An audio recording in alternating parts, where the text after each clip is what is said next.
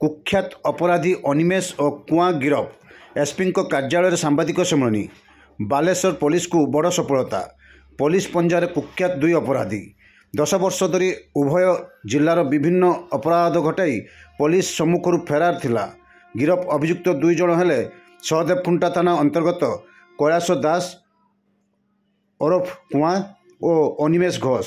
उभय कला अपराधर साम्राज्य राज्यर विभिन्न जिला समेत पड़ोशी पश्चिमबंग में आतंक खेल।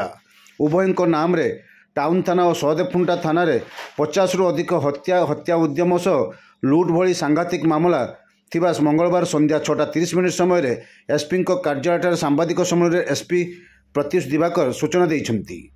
उभय बाली एवं पत्थर बिल्डर चिंगुड़ी व्यवसायी रियल एस्टेट शोरूम मालिक घर व्यवसायी शिल्प उत्पाद परिवहन बेआईन पेट्रोल एवं डीजेल परिवहनकारी टैंकर गुड़िक ठारू जोर जबरदस्ती बट्टी आदाय भली मध्य संगीन मामला रही।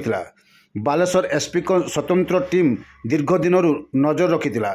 शह शह फोन रेकर्ड पूर्व सूचना अपराध लिंक को विश्लेषण करथिले एवं एही अभियुक्त मानक विषय अधिक सूचना पाइबा बाहर राज्य मध्य गस्त करथिले।